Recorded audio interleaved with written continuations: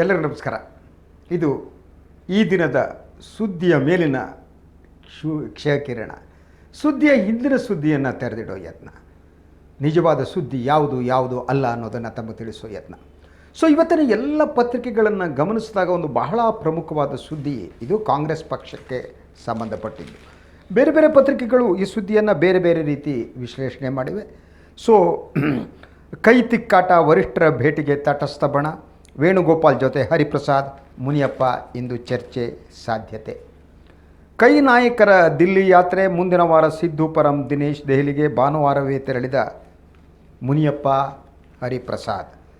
ರಾಜ್ಯದಲ್ಲಿ ಬಿಜೆಪಿ ಸರ್ಕಾರ ಸತ್ತಿದೆ. ಡಿಕೆಶಿ ಹಾಗೆಯೇ ಸಿದ್ದು ಪರ ಬ್ಯಾಟಿಂಗ್ ನಡೆಸಿದ ಶಾಸಕರ ವಿರುದ್ಧ ಶಿಸ್ತು ಕ್ರಮ. ಶಿಸ್ತು ಸಮಿತಿ ಸಭೆಯಲ್ಲಿ ಚರ್ಚೆ. ರೆಹಮಾನ್ ಖಾನ್ ಅಂತ ಇನ್ನೊಂದು ಪತ್ರಿಕೆ ಹೇಳ್ತಾ ಇದೆ.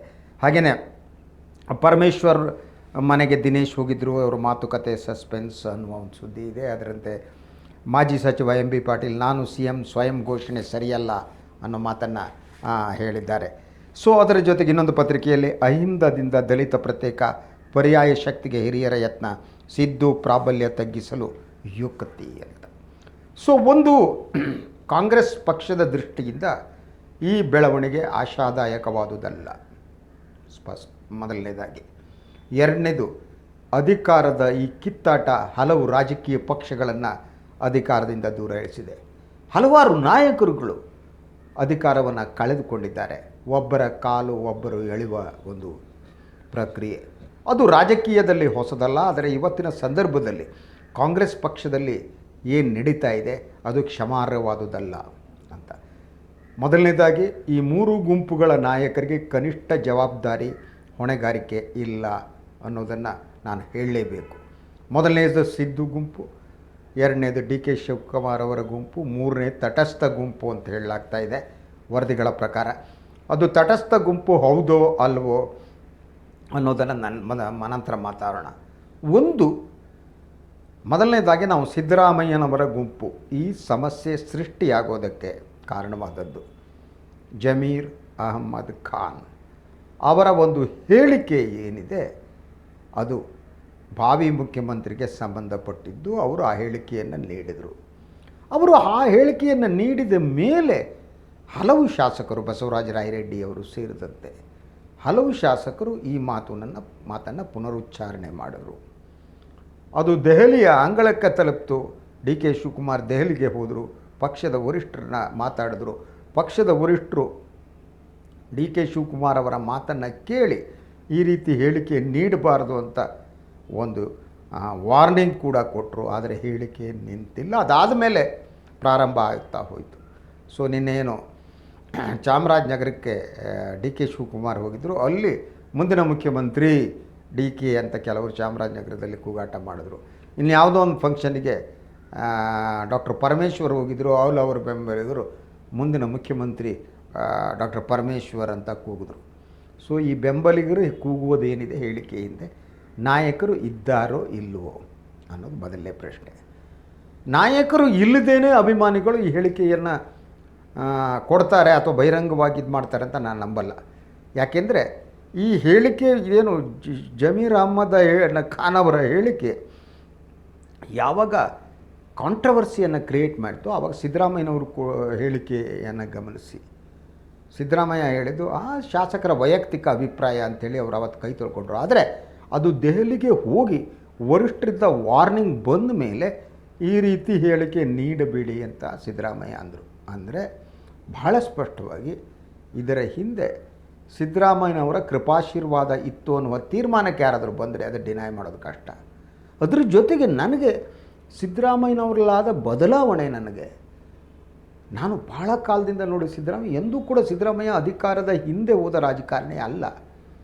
ಅವರು ಇವತ್ತಿಗೂ ಕೂಡ ತತ್ವಬದ್ಧವಾದ ರಾಜಕಾರಣಿ. ಅವರ ಮಿತಿಯ ಒಳಗಡೆ ಅವರ ತಾತ್ವಿಕತೆಯನ್ನು ಅವರು ಎಂದೂ ಬದಲು ಮಾಡ್ಕೊಂಡಿಲ್ಲ. ಅವರ ವೈಚಾರಿಕತೆಯನ್ನು ಸಿದ್ದರಾಮಯ್ಯ ಎಂದೂ ಬಿಟ್ಟಿಲ್ಲ.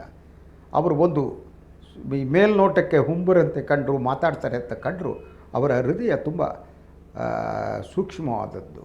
ಆ ಹೃದಯದಲ್ಲಿ ಪ್ರೀತಿ ಇದೆ, ಎಲ್ಲರ ಬಗ್ಗೆ ಪ್ರೀತಿ ಇದೆ. ನಾನು ಸಿದ್ದರಾಮಯ್ಯನವ್ರನ್ನ ನೋಡಿದಾಗ ಅವರು ಬಹಳ ಸಂದರ್ಭದಲ್ಲಿ ಅವರ ಅಧಿಕಾರ ಕೈ ತಪ್ಪಿದಾಗ ಅವರು ಬೇಸರಗೊಂಡರೂ ಕೂಡ ಎಂದು ಈ ರೀತಿಯಲ್ಲಿ. ಹಾಗಿದ್ದರೆ ಸಿದ್ದರಾಮಯ್ಯ ಮುಖ್ಯಮಂತ್ರಿಯಾಗಿ 5 ವರ್ಷ ಪೂರೈಸಿ ಅಧಿಕಾರ ಇಳಿದ ಮೇಲೆ ಬದಲಾದರ ಈ ಪ್ರಶ್ನೆ ನನ್ನನ್ನು ಕಾಡ್ತಾ ಇದೆ. ಬದಲಾವಣೆ ಅನ್ನೋದು ಶಾಶ್ವತವಾದ್ದು, ಮನುಷ್ಯರು ಎಲ್ಲರೂ ಬದಲಾಗ್ತಾರೆ. ಸೊ 2006ರವರೆಗೆ ಸಿದ್ದರಾಮಯ್ಯ ಯಾವ ಕಾರಣಕ್ಕೂ ಕೂಡ ಕರಪ್ಟ್ ಆಗಿರಲಿಲ್ಲ, ಭಾಳ ಆರ್ಥಿಕವಾಗಿ ದುಸ್ಥಿತಿಯಲ್ಲಿದ್ದರು ಅನ್ನೋದು ನನಗೆ ಗೊತ್ತಿದೆ.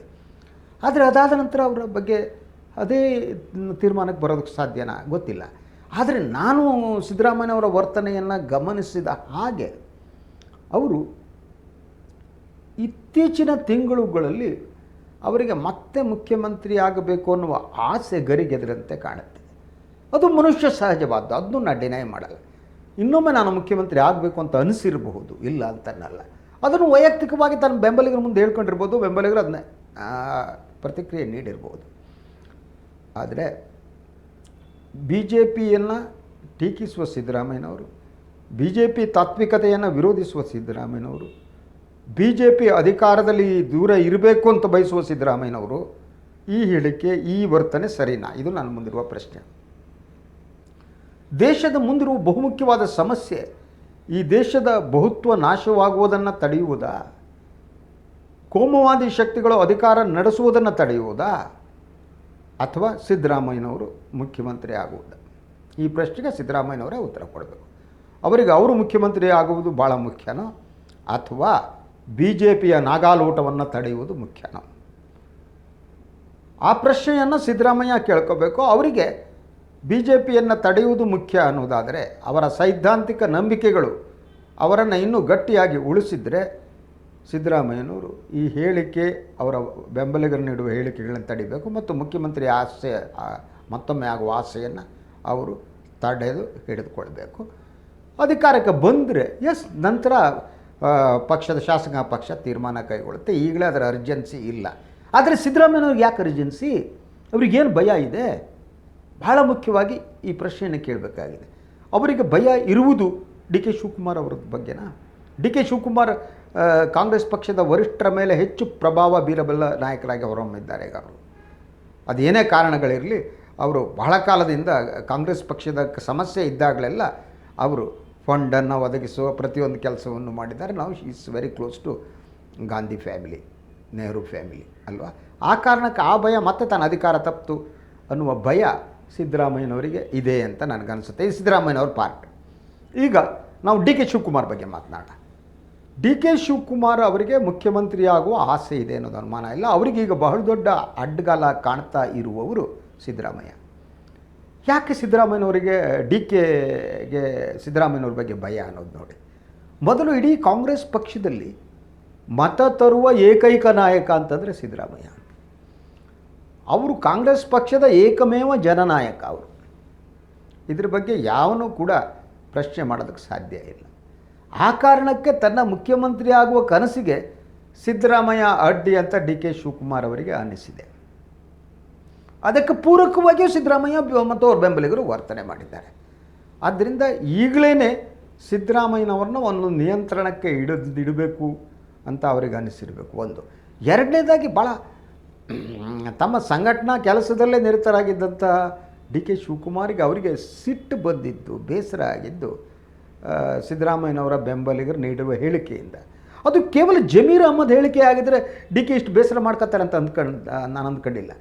ಸೊ ಆದರೆ ಇದರ ಹಿಂದೆ ಸಿದ್ದರಾಮಯ್ಯ ಇರಬಹುದು, ಇದ್ದಾರೆ ಅಂತ ಡಿ ಕೆ ಶಿವಕುಮಾರ್ಗೆ ಅನಿಸಿದೆ. ಅದು ಅವ್ರಿಗೆ ಸಿಟ್ಟು ಬಂದಿದ್ದು. ಅದು ಸಿಟ್ಟು ಜಮೀರ್ ಮೇಲಿನ ಸಿಟ್ಟು ಅಲ್ಲ, ಬಸವರಾಜ ರಾಯರೆಡ್ಡಿ ಮೇಲಿನ ಸಿಟ್ಟು ಅಲ್ಲ, ಇನ್ಯಾರೋ ಸಿದ್ದರಾಮಯ್ಯನವ್ರು ಬೆಂಬಲಿಗರು ಹೇಳಿದ್ರು ಅಂತ ಅಲ್ಲ. ಇದರ ಹಿಂದೆ ನಿಗೂಢವಾಗಿ ಸಿದ್ದರಾಮಯ್ಯನವರ ಕೈ ಇದೆ ಅಂತ ಡಿ ಕೆ ಅಂದುಕೊಂಡಿದ್ದಾರೆ. ಅದು ಅವರಿಗೆ ಸಿಟ್ಟು ಬಂದಿದ್ದ ಕಾರಣ. ಸಿಟ್ಟು ಬಂದ ತಕ್ಷಣ ಅವರು ಬೇರೆ ರೀತಿ ಮಾತನಾಡೋಕ್ಕೆ ಪ್ರಾರಂಭ ಮಾಡಿದ್ದಾರೆ. ಮನುಷ್ಯನಿಗೆ ಯಾವಾಗೆ ಸಿಟ್ಟು ಬಂದ ತಕ್ಷಣ ಮಾತನಾಡೋದು ಪ್ರಾಬ್ಲಮ್ ಸ್ಟಾರ್ಟ್ ಆಗುತ್ತೆ, ಮಾತಿನಲ್ಲಿ ಪ್ರಾಬ್ಲಮ್ಸು. ಡಿ ಕೆ ಅದೇ ಸಮಸ್ಯೆ ಸ್ಟಾರ್ಟ್ ಆಗಿದೆ. ಯಾಕಂದರೆ ಅವರು ಮತ್ತೆ ವಲಸಿಗರ ಮಾತನ್ನು ಆಡತೊಡಗಿದ್ದಾರೆ ಅಲ್ವಾ? ಈ ವಲಸಿಗರು ಏನಿದ್ದಾರೆ ಅವರು ಪಕ್ಷವನ್ನು ಹಾಳು ಮಾಡೋದು ಕೊಡಲ್ಲ ಅಂದರೆ ಸಿದ್ದರಾಮಯ್ಯವರು ಕೊಡಲ್ಲ ಅನ್ನೋದನ್ನು ದಟ್ ಗ್ಯಾಪ್ ವಾಸ್ ವೈಡನ್. ಅದು ಆ ಬಿರುಕು ಜಾಸ್ತಿ ಆಗ್ತಾಯಿದೆ. ಅವರಿಗೆ ಸಿಟ್ಟು ಬಂದುಬಿಟ್ಟು ಈಗ ಕಂಕಣ ಕಟ್ಟಿ ನಿಂತುಬಿಟ್ಟಿದ್ದಾರೆ ಅವರು. ಈ ಲಾವ್ ಟು ಫೈಟ್ ವಿತ್ ಇದು ಅಂತ, ಸಿದ್ದರಾಮಯ್ಯ ಜೊತೆ ಫೈಟ್ ಮಾಡಬೇಕು ಅಂತ ನಿಂತುಬಿಟ್ಟಿದ್ದಾರೆ. ಅದಕ್ಕೆ ಆ ಮೂಲ ನಿವಾಸಿಗಳ ಕಾಂಗ್ರೆಸ್ನಲ್ಲಿದ್ದಾರೆ, ಅವರ ಬೆಂಬಲವನ್ನು ಕ್ರೋಢೀಕರಿಸುವ ಯತ್ನವನ್ನು ಡಿ ಕೆ ಮಾಡ್ತಿದ್ದಾರೆ. ಅಂದರೆ ಸಿದ್ದರಾಮಯ್ಯನವರನ್ನು ಒಂಟಿಯಾಗಿ ಮಾಡುವ ಯತ್ನ ಕಾಂಗ್ರೆಸ್ ಪಕ್ಷದ ಒಳಗೆ ಪ್ರಾರಂಭ ಆಗಿದೆ. ಒಂದು ನೇರವಾಗಿ ಡಿ ಕೆ ಬಣ, ಇನ್ನೊಂದು ಮೂಲ ನಿವಾಸಿಗಳ ಇನ್ನೊಂದು ತಂಡ ಇದೆಯಲ್ಲ ಅದು. ಅದರಲ್ಲಿ ಇರುವವರು ಇಬ್ಬರು ಭಾಳ ಪ್ರಮುಖ ನಾಯಕರು ಅಂತಂದರೆ ಮೂರನೇ ತಂಡದಲ್ಲಿ ಬಿ ಕೆ ಹರಿಪ್ರಸಾದ್ ಮತ್ತು ಮುನಿಯಪ್ಪ. ಇವರಿಬ್ಬರೂ ಕೂಡ ಸಿದ್ದರಾಮಯ್ಯನವ್ರು ಕಂಡರಾಗಲ್ಲ. ಅವ್ರದ್ದೇ ಆದ ಕಾರಣಗಳಿವೆ. ಮುನಿಯಪ್ಪನವ್ರನ್ನ ಸೋಲಿಸುವುದಕ್ಕೆ ರಮೇಶ್ ಕುಮಾರ್ ಮೊದಲಾದವರು ಕಾರಣ. ರಮೇಶ್ ಕುಮಾರ್ ಮತ್ತು ಸಿದ್ದರಾಮಯ್ಯ ಒಂದೇ. ಈಗ ಹಲವು ವೆರಿ ಕಾಂಪ್ಲೆಕ್ಸ್ ರಿಲೇಷನ್ಶಿಪ್ ಸಿ. ಆ ಕಾರಣಕ್ಕೆ ಮುನಿಯಪ್ಪನವ್ರಿಗೆ ಸಿದ್ದರಾಮಯ್ಯ ಮೇಲೆ ಭಾಳ ಸಿಟ್ಟಿದೆ. ಎಲ್ಲಿ ಸಿಕ್ಕಿದ್ರೆ ಸಿದ್ದರಾಮಯ್ಯ ಬಡಿಬೇಕು ಅಂತಿದ್ದು. ಅದ್ರ ಜೊತೆಗೆ ಮುನಿಯಪ್ಪನವರಿಗೆ ಒಂದೆರಡು ಸಂದರ್ಭದಲ್ಲಿ ಆರ್ಥಿಕವಾಗಿ ಡಿ ಕೆ ಸಹಾಯ ಮಾಡಿದ್ದಾರೆ ಅನ್ನುವ ಒಂದು ಮಾತು ಕೂಡ ಇದೆ. ಆರ್ಥಿಕವಾಗಿ ಅವ್ರ ಥರ ದುಡ್ಡು ತಗೊಂಡಿದ್ದಾರೆ ಅಂತ ಹೇಳಲಾಗ್ತಾ ಇರುತ್ತೆ. ಅದು ಕೆಲವು ಪ್ರಕರಣದಲ್ಲೂ ಬಂದಿದೆ. ಸೊ ಆ ಕಾರಣಕ್ಕೆ is close to D K Shivakumar. ಇವರು ಒಂದಾಗಿದ್ದಾರೆ. ಈ ಗ್ರೂಪ್ ಏನಿದೆ, ಈ ಮೂಲ ನಿವಾಸಿಗಳ ಗ್ರೂಪ್ ಏನಿದೆ, ಅವರು ಒಂದು ಸ್ವಲ್ಪ ಮಟ್ಟಿಗೆ ಅತೃಪ್ತ ಜೀವಿಗಳು ಅಂತ. ಅವರು ಅತೃಪ್ತಿ ಇದೆ ಅದರಲ್ಲಿ. ಸೊ ಈ ಮೂರನೇ ಗುಂಪಿಗೆ. ಆದರೆ ಅವರು ತಾವು ಸಿದ್ದರಾಮಯ್ಯನವರ ಪರನೂ ಅಲ್ಲ, ಈ ಕಡೆ ಡಿ ಕೆಯು ಪರವಲ್ಲ ಅಂತ ಹೇಳ್ತಾ indirectly they are supporting D K. ಈ ಮೂರನೇ ಗುಂಪು. ಈ ಮೂರನೇ ಗುಂಪಿನ ಈ ಇಬ್ಬರು ನಾಯಕರು ಈಗಾಗಲೇ ದೇ ರೀಚ್ ದೆಹಲಿಗೆ ಹೋಗಿದ್ದಾರೆ. ದೆಹಲಿಯಲ್ಲಿ ಅವರು ಕಾಂಗ್ರೆಸ್ ವರಿಷ್ಠರನ್ನು ಮೀಟ್ ಮಾಡ್ತಾರೆ ಅಂತ ಹೇಳಲಾಗ್ತಾ ಇದೆ. ಎಸ್ಪೆಷಲಿ ಕೆ ಸಿ ವೇಣುಗೋಪಾಲ್ ಅವ್ರ ಜೊತೆ ಚರ್ಚೆ. ಯಾಕಂದರೆ ಅವರು ಮೊದಲು ಕರ್ನಾಟಕದ ಉಸ್ತುವಾರಿಯಾಗಿದ್ದರು, ಅವ್ರ ಜೊತೆ ಚರ್ಚೆ ನಡೀತಾ ಇದೆ ಅನ್ನುವಂಥದ್ದು. ಸೊ ಇದರ ಮೂಲಕ ಅವರು ಇನ್ನೊಂದು ಅಲ್ಟರ್ನೇಟಿವನ್ನು ಹುಡುಕ್ತಾರೆ. ಅಂದರೆ ಸಿದ್ದರಾಮಯ್ಯನವ್ರನ್ನ ಒಂದು ನಿಯಂತ್ರಣದಲ್ಲಿಡುವ ಕೆಲಸವನ್ನು ಎರಡು ಗುಂಪುಗಳು ಮಾಡ್ತಾ ಇದೆ ಅಂತ. ಯಾಕಂದರೆ ಈಗಲೇ ನಿಯಂತ್ರಣದಲ್ಲಿ ಇಡದೇ ಇದ್ದರೆ ನಂತರ ಸಿದ್ದರಾಮಯ್ಯ ಮತ್ತೆ ಮುಖ್ಯಮಂತ್ರಿ ಸ್ಥಾನಕ್ಕೆ ಎಮರ್ಜ್ ಆಗಿಬಿಡ್ತಾರೆ ಅನ್ನೋ ಭಯ. ಇವ್ರದ್ದೆಲ್ಲ ಭಾಳ ಒಂದು ತೀರ್ಮಾನಕ್ಕೆ ಇವ್ರೆಲ್ಲ ಬಂದಂಗೆ ಕಾಣುತ್ತೆ. ಬಿ ಜೆ ಪಿ ಹಾಗೂ ಸೋತಂತೆ ಅಂತ ಒಂದು ತೀರ್ಮಾನಕ್ಕೆ ಬಂದಂಗೆ ಕಾಣುತ್ತೆ ಅವ್ರಿಗೆ. ಯಡಿಯೂರಪ್ಪ ಅವರ ನೇತೃತ್ವದಲ್ಲಿ ಚುನಾವಣೆಗೆ ಹೋಗ್ತಾರೋ ಬಿಡ್ತಾರೋ ಆ ಗೋಜಲುಗಳು ತಮಗೆ ಪರವಾಗಿದೆ. ತಾವು ಮುಖ್ಯಮಂತ್ರಿ ಆಗಬಹುದು, ತಮಗೆ ಅಧಿಕಾರಕ್ಕೆ ಬರಬಹುದು ಅನ್ನುವ ನಂಬಿಕೆ ಕಾಂಗ್ರೆಸ್ ನಾಯಕರಲ್ಲಿದ್ದರಿಂದ ಈ ಅಧಿಕಾರದ ಕುರ್ಚಿಯ ಕಿತ್ತಾಟ ಈಗಲೇ ಪ್ರಾರಂಭ ಆಗಿದೆ ಅಂತ. ಸೊ ಈ ನಡುವೆ ಡಾಕ್ಟರ್ ಪರಮೇಶ್ವರ್ ಕೂಡ ಈ ಗುಂಪಿನ ಜೊತೆ ಚರ್ಚೆ ನಡೆದ್ದಾರೆ. ಅದರ ಪ್ರಕಾರ ಹಲವು ರೀತಿಯ ಸುದ್ದಿಗಳಿವೆ. ಒಂದರ ಪ್ರಕಾರ ಈಗ ಸಿದ್ದರಾಮಯ್ಯನವ್ರನ್ನ ಕೌಂಟರ್ ಮಾಡೋದಕ್ಕೆ, ಹಿಂದುಳಿದ ವರ್ಗದ ನಾಯಕರು ಕೌಂಟರ್ ಮಾಡೋದಕ್ಕೆ ದಲಿತ ಮುಖ್ಯಮಂತ್ರಿ ಅನ್ನುವುದನ್ನು ಆ ಕಾಯಿನ್ ಮಾಡಿಬಿಟ್ಟು ಅದನ್ನು ಮುಂದಿಡಬೇಕು ಅಂತ. ಸೊ ದಲಿತ ಮುಖ್ಯಮಂತ್ರಿ ಮಾಡ್ತೀವಿ ಅಂತ ಹೇಳಿದರೆ ಆವಾಗ ಪರಮೇಶ್ವರ್ ವಿರುದ್ಧ ಪರಮೇಶ್ವರ್ ಜೊತೆಗೆ ಜನ ಎಲ್ಲ ಬರ್ತಾರೆ ಅನ್ನೋ ನಂಬಿಕೆ ಇದೆ. ಆ ಕಾಯಿನ್ ಇಟ್ಕೊಬಿಟ್ಟು ಅವರು ಆಟ ಆಡ್ತಾ ಇದ್ದಂಗೆ ಕಾಣುತ್ತೆ. ಯಾಕಂದರೆ ದಲಿತ ಮುಖ್ಯಮಂತ್ರಿ ಮಾಡಿ ಅಂದರೆ ಕಾಂಗ್ರೆಸ್ ಹೈಕಮಾಂಡ್ ಕೂಡ ಅದನ್ನ ಡಿನೈ ಮಾಡೋದು ಕಷ್ಟ ಆಗ್ಬೋದು ಅಂತ. They are playing like that. ಅದರ ಉದ್ದೇಶ ಅಷ್ಟೇ. ಅವರು ಮುಂದಿಡ್ತಾ ಇರೋದು ಪರಮೇಶ್ವರ್ ಅವರು. ಈಗ ಮೂರು ನಾಯಕರು ಇಲ್ಲಿ ಎಮರ್ಜ್ ಆಗಿದ್ದಾರೆ. ಒಂದು ಕಡೆ ಸಿದ್ದರಾಮಯ್ಯ ಮುಖ್ಯಮಂತ್ರಿ ಆಗುವ ಆಕಾಂಕ್ಷಿ, ದಿಸ್ ಫಸ್ಟ್ ಲೈನ್ನಲ್ಲಿ ನಮಗೆ ಕಾಣೋದು. Second D K Shivakumar, third ಇದೆ ಡಾಕ್ಟರ್ ಪರಮೇಶ್ವರ್. ಈ ಮೂರು ಜನರ ಸುತ್ತ ಎಲ್ಲ ಸೇರ್ಕಡೆ. ಅದ್ರ ಜೊತೆ ಮುಖ್ಯಮಂತ್ರಿ ಆಸೆ ಇರುವ ಹಲವಾರು ನಾಯಕರುಗಳು ಕೂಡ ಇಲ್ಲ ಅಂತಲ್ಲ, ದೇ ಆರ್ ಆಲ್ ದ್ಯಾರ್. ಅವರು ಇದ್ದಾರೆ, ಅವರು ನೇಪಥ್ಯದಲ್ಲಿದ್ದಾರೆ. ಅವರು ಸೆಕೆಂಡ್ ಲೈನ್ ಥರ್ಡ್ ಲೈನ್ ಮುಖ್ಯಮಂತ್ರಿ ಆಸೆ ಪಡೋರು ಅಂತರು. ಎಂ ಬಿ ಪಾಟೀಲ್ ಹೇಳಿದಾಗ ನನಗೂ ಆಸೆ ಇದೆ ಅಂತ. ಹಲವಾರು ಲಿಂಗಾಯತ್ ನಾಯಕರುಗಳಿಗೂ ಆಸೆ ಇದೆ, ಬೇರೆ ಕಮ್ಯುನಿಟಿ ನಾಯಕರುಗಳಿಗೂ ಮುಖ್ಯಮಂತ್ರಿ ಆಗುವ ಆಸೆ ಇದೆ. ಹಾಗೆಯೇ ದೆಹಲಿ ರಾಜಕಾರಣದಲ್ಲಿರುವ ಖರ್ಗೆ ಅವರು ವಾಪಸ್ ಹೋಗಾದರೂ ಮುಖ್ಯಮಂತ್ರಿ ಆಗಲ್ಲ ಅಂತೇನು ಹೇಳಲ್ಲ. ಅವರಲ್ಲೇ ಹಲವರು ರೆಡಿ ಇದ್ದಾರೆ. ಸೊ ಈ ರೆಡಿ ಇರುವವರಲ್ಲಿ ಪೈಪೋಟಿ ಇದೆ. ಅವರಿಗೆ ಫಸ್ಟ್ ಏನು ಅಂದರೆ ಸಿದ್ದರಾಮಯ್ಯನವ್ರನ್ನ ನಿಯಂತ್ರಣದಲ್ಲಿ ಇಡಬೇಕು. ಯಾಕಂದರೆ ಸಿದ್ದರಾಮಯ್ಯನ ಬಿಟ್ಟು ಕಾಂಗ್ರೆಸ್ ರಾಜಕಾರಣ ಮಾಡೋಕ್ಕೆ ಸಾಧ್ಯ ಇಲ್ಲ. ಸಿದ್ದರಾಮಯ್ಯನವ್ರ ಏನಾದರೂ ಎಕ್ಸ್ಟ್ರೀಮ್ ಸ್ಟೆಪ್ಗಳನ್ನ ತಗೋಬಿಟ್ರೆ ಕಾಂಗ್ರೆಸ್ ಧೂಳಿಪಟಾಗಿ ಹೋಗುತ್ತೆ ಕರ್ನಾಟಕದಲ್ಲಿ. ಆದ್ದರಿಂದ ಇವ್ರನ್ನ ಇಟ್ಕೊಳ್ಳೋದು ಹೇಗೆ ಅಂತ. ಸೊ ಇವ್ರನ್ನ ಅಂದರೆ ಅದ್ರ ಜೊತೆಗೆ ಕೇಂದ್ರದಲ್ಲಿ ಇನ್ನೊಂದು ಪ್ರಾಬ್ಲಮ್ ಇದೆ ಕಣ್ರಿ. ಇವ್ರನ್ನೆಲ್ಲ ಹ್ಯಾಂಡ್ಲ್ ಮಾಡೋವಂಥ ಉಸ್ತುವಾರಿನೇ ಇಲ್ಲ ಅಂತ. ಈ ಸುರ್ಜೇವಾಲ ಎಲ್ಲ ಟಿ ವಿ ಬಂದು ಕೂತ್ಕೊಂಡು ಭಾಷಣ ಹೊಡೆಯೋರು ಅವ್ರು ಏನಪ್ಪ ಹ್ಯಾಂಡ್ಲ್ ಮಾಡ್ತಾರೆ? ಅಟ್ಲೀಸ್ಟ್ ಇವ್ರಿಗಿಂತ ಕೆ ಸಿ ವೇಣುಗೋಪಾಲ್ ಬೆಟರ್ ಆಗಿತ್ತು. ಅದಕ್ಕಿಂತ ಭಾಳ ಮುಖ್ಯವಾಗಿ ಗುಲಾಮ್ ನಬಿ ಆಜಾದ್ ಅಂಥವ್ರು ಈ ಉಸ್ತುವಾರಿದ್ದಾಗ ದಿ ವಿಲ್ ಮ್ಯಾನೇಜ್. ಅಂತಹ ಮ್ಯಾನೇಜ್ ಮಾಡುವವರು ಸೋನಿಯಾ ಗಾಂಧಿ ಸುತ್ತಮುತ್ತಲೇ ಇಲ್ಲ. ಎಲ್ಲ ಈ ಎಕ್ಸ್ಟ್ರಾ ಪ್ಲೇಯರ್ಗಳನ್ನ ಇಟ್ಕೊಬಿಟ್ಟಿದ್ದಾರೆ ಕಣ್ರಿ. ಅವ್ರಿಗೆ ಬ್ಯಾಟಿಂಗೂ ಬರಲ್ಲ, ಬಾಲಿಂಗೂ ಬರಲ್ಲ, ಫೀಲ್ಡಿಂಗೂ ಬರಲ್ಲ. ಟಿ ವಿ ಮುಂದೆ ಕೂತ್ಕೊಂಡು ಬೇಕಾದ್ರೆ ಭಾಷಣ ಹೊಡಿತಾರೆ. ಈ ಟಿ ವಿ ಮುಂದೆ ಭಾಷಣ ಹೊಡೆಯೋರು ಕಟ್ಕೊಂಡು ನೀವು ರಾಜಕಾರಣ ಮಾಡೋಕ್ಕಾಗಲ್ಲ. Surjewala is after failure. ಒಂದು ವರದಿ ಪ್ರಕಾರ ನನಗೇನು ಬೇಡ, ನಾನು ಹೊಂಟೋಗ್ತೀನಿ ಅಂತ ಅವ್ರು ಹೇಳಿದರು ಅಂತ. ಸೊ ಅದರಿಂದ ಕಾಂಗ್ರೆಸ್ ತಕ್ಷಣ ಒಂದು ಕರ್ನಾಟಕದ ಉಸ್ತುವಾರಿಯನ್ನು ಒಬ್ಬ ಏಬಲ್ ನಾಯಕರಿಗೆ ಆ ಜವಾಬ್ದಾರಿ ಕೊಡಬೇಕು. ಕುಳಿತು ಇವು ಮೂರು ನಾಯಕರನ್ನ ಕೂಡಿಸಿ ಮಾತಾಡಬೇಕು. ನೀವು ಪ್ರತ್ಯೇಕವಾಗಿ ಒಬ್ಬೊಬ್ಬರನ್ನ ಕರೆದು ಮಾತನಾಡೋದು, ಅವರು ಬಂದಾಗ ಇವ್ರು ಕೇಳಿಸ್ಕೊಳ್ಳೋದು, ಅವ್ರಿಗೆ ಇಂಥ ಬತ್ತಿ ರಾಜಕಾರಣವನ್ನು ಕಾಂಗ್ರೆಸ್ ಹೈಕಮಾಂಡ್ ಬಿಟ್ಬಿಡ್ಬೇಕು. ಅವ್ರ ವಿರುದ್ಧ ಇವರೇ ಎತ್ತು ಕಟ್ಟೋದು, ಮಗುಗೆ ಚಿವುಟೋದು, ಈ ಕಡೆ ತೊಟ್ಲು ತೂಗೋದು, ಇಂಥ ರಾಜಕಾರಣ ಇವತ್ತಿನ ದಿನ ನಡೆಯಲ್ಲ. ನೀವು ಹಾಗೆ ಮಾಡ್ತಾ ಹೋದರೆ you will be the loser. So Congress high command ಬದಲಾಗಬೇಕು ಅಂತ ನನಗೆ ಅನಿಸುತ್ತೆ. ಅವರ ಇಡೀ ಆರ್ಗನೈಸೇಷನ್ನ ನೀತಿಗಳು ಬದಲಾಗಬೇಕು, ಅವರು ಹ್ಯಾಂಡ್ಲ್ ಮಾಡುವ ರೀತಿ ಬದಲಾಗಬೇಕು. ಇಂಥ ಕೆಲವು ವಿಚಾರದಲ್ಲಾದರೂ ಇವರು ಬಿ ಜೆ ಪಿಯಿಂದ ಕಲಿಬೇಕು ಅಂತ ನನಗೆ ಅನಿಸುತ್ತೆ. ಬಿ ಜೆ ಪಿ ಯಾಕೆ ಅಧಿಕಾರಕ್ಕೆ ಬಂದರು ಅನ್ನೋದನ್ನು ಇವರು ಅರ್ಥ ಮಾಡ್ಕೊಳ್ಳದಿದ್ದರೆ ಇವರು ಮತ್ತೆ ಅಧಿಕಾರಕ್ಕೆ ಬರೋಕ್ಕಾಗಲ್ಲ. ಯಾಕೆಂದರೆ ಯಾವ ನಮ್ಮ ವಿರೋಧಿಗಳನ್ನು ಅರ್ಥ ಮಾಡ್ಕೊಳ್ಳದೆ ನಾವು ಏನನ್ನೂ ಮಾಡೋಕ್ಕಾಗಲ್ಲ. ಮೊದಲು ವಿರೋಧಿಗಳನ್ನು ಅರ್ಥ ಮಾಡಿಕೊಳ್ಳುವ ಒಂದು ಯತ್ನವನ್ನು ಮಾಡಬೇಕು.